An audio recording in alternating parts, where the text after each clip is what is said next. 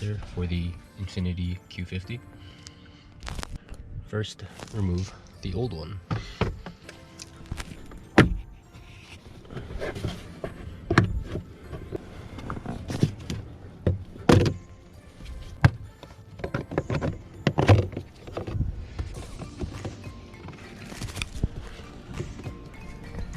Do a quick comparison.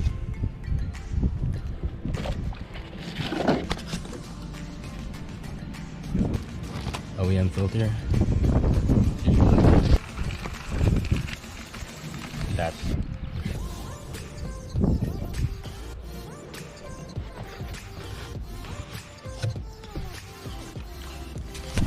And now we reinstall.